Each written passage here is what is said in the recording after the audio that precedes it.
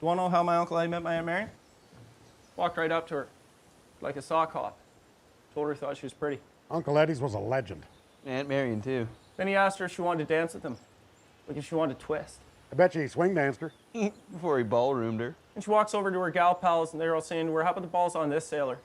Walked right up to a pretty girl like you, asked her for a twist. Of course, they're all green with envy because no one's asked them to twist. That sounds like Uncle Eddie's all right. Yeah, it sounds like the par for the course for Uncle Eddie.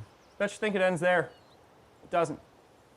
Guess who walks into the sock hop like he owns the place? Elvis Presley, king of rock and roll. Walks right up to Aunt Mary and says he ain't nothing but a hound dog. Oh, tight spot for Uncle Eddie's. What'd Uncle Eddie do? Uncle Eddie walks right over to the king of rock and roll, puts him on his ass. Wow. Uncle Eddie. Next thing you know, in walks the Rat Pack with Chuck Berry and the Beach Boys, who hadn't broken yet but were making a name for themselves as California street toughs. Guess what? All good buddies with Elvis. No. He's a goner. Gotta be. Think again. Uncle Eddie gets a tap on his shoulder, voice says to him, he says, hey kid, need a hand? Guess who? You ever heard Johnny Cash? Oh, now you're spinning the yarn. The man in black himself. Hey, you better believe it's the man in black. And he's with his good pals John Wayne and James Brown, who don't take shit off anybody. Everybody knows that. If you want to throw hands at James Brown, I'm sorry, you're a goner. Everybody knows that. But they're still outnumbered.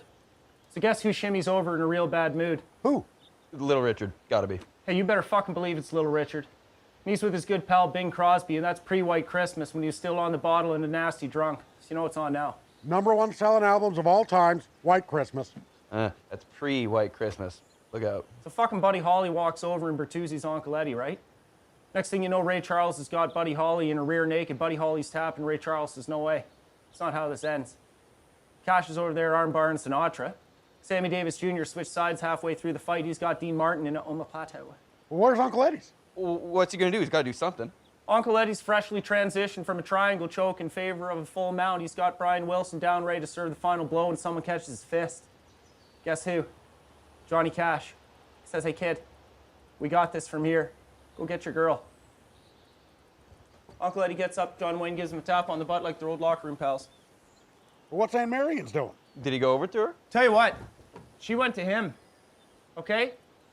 He scoops her up in his arms, fireman carries her out of there to applause from the sock hoppers to clear a path for them. Takes her for a fucking milkshake, like a real man. Wow. Uncle Eddie. So next time you're thinking about texting a girl to ask her out on a date, why don't you stop and think? About what? About the glory you're leaving on the table.